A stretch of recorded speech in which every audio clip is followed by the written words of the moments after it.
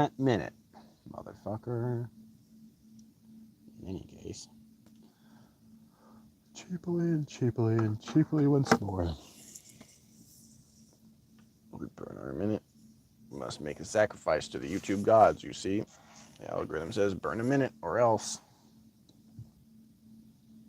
Also be permanently deleting part of what you said from the record. And you don't want that, I promise.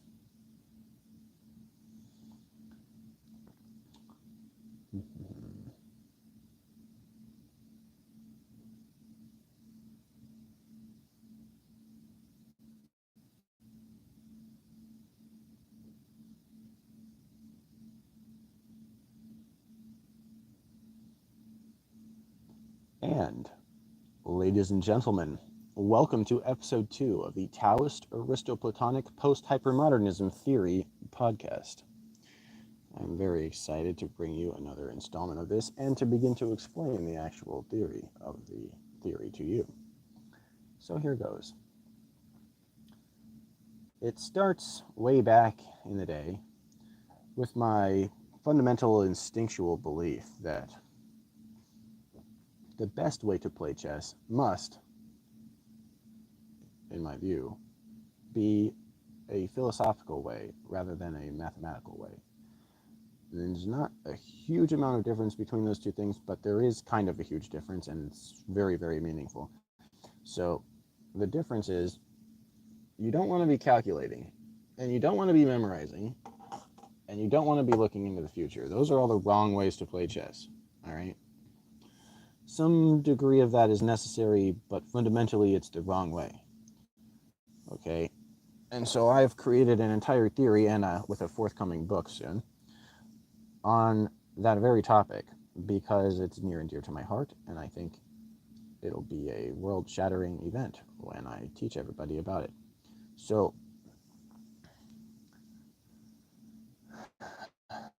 my theory is a philosophical one about how to make the best move in the moment without looking too far outside of that moment. And it has certain philosophical guidelines and rules, and it has it's very heavy on symbolism because that's a useful heuristic when you're actually playing the game, just in order to remember the way everything works. So the bedrock principle that I began with was just trying to analyze, what kind of move, because if you zoom out from what move is the best move, the way to find the best move, logically speaking, is first knowing what kind of move you should be looking to make. All right. So I needed to somehow categorize and label those kinds of moves. All right. And, the first thing that a person thinks of when they try to think about this is just the concepts of offense and defense. Those are fundamentally the two kinds of moves in chess, although there's another one that's very important that I added later, which is movement. So those are the three kinds of moves in chess: offense, defense, and movement. Okay. Now, most moves serve the other purposes. In fact, almost all moves serve the other purposes too, even if they don't do so in any efficient way. But the idea is to first isolate what kind of move you want to be making of the three kinds, and there's actually 6 kinds, because 3 times 2 is 6, and you have to multiply by 2 because white is not the same as black. Okay, they're different, so each time they make their kind of one of the 3 moves, it's unique by comparison to what the other side needs to do. So there's 6 total kinds of moves in chess, and I gave each one a name. But first, let me just quickly explain that what you want to be doing after you identify what type of move, then you are just looking for the one that best serves the other 2 needs. So if it's time to make an attacking move, you want to make an attacking move that does the best possible job of moving and defending. If you need to make a defending move, and you know that, you want to find the defending move that does the best possible job of attacking and moving. And if you need to make a moving move, hold on, Deidre, a moment. Cheaply. And if you need to make a moving move, it's very important that you identify which moving move is also going to best serve the needs of defense and offense. All right, so now we move on to the actual symbolism of the move types themselves. I created 6 symbols for this, and here they are in order. Chariot, spear, shield, tower, sword, and arrow. All right, now, what these represent. Chariot is white movement, okay?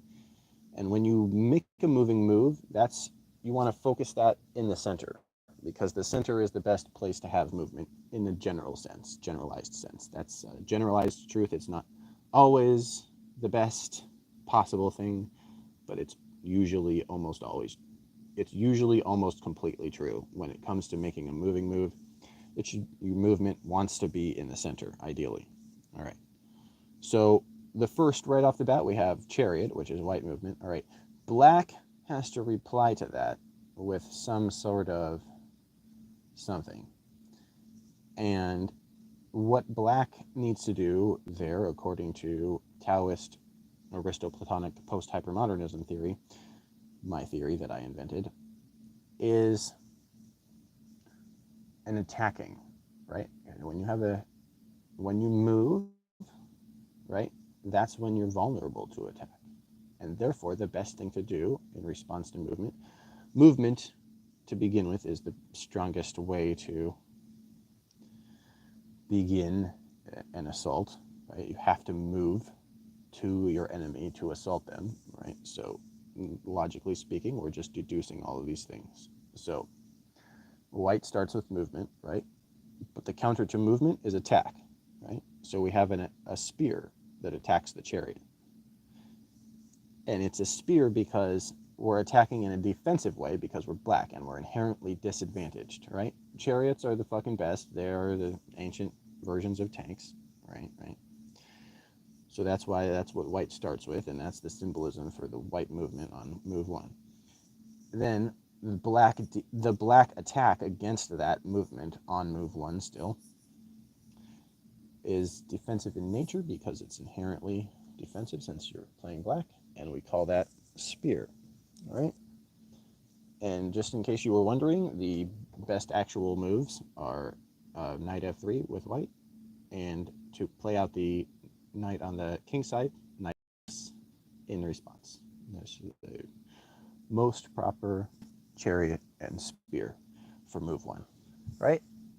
After that, chariot, spear, shield, right? Because when someone, if you're the guy in the chariot, right, you have this tiny little shield on your arm.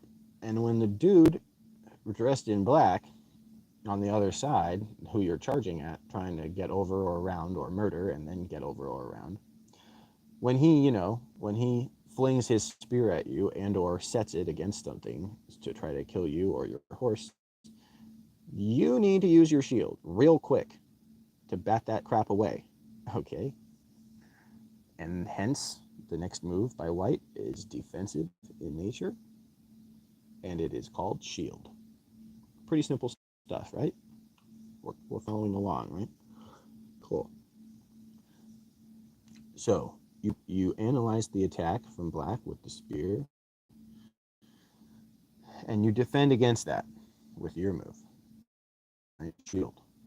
After that comes tower by black, and the concept here is moving around the shield, okay? But since it's black, it's inherently defensive in nature, right? So you're moving around the shield upward by ensconcing yourself in a high tower of some kind, and that's how also you will attempt to reach over the shield and strike at your enemy. But it's still inherently defensive in nature.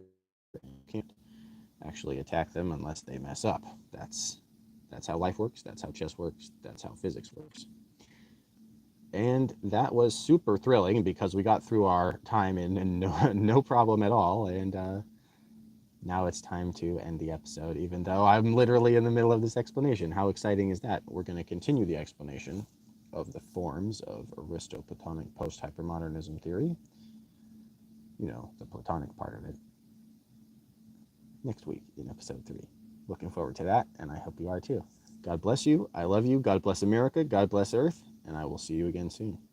Peace be with you.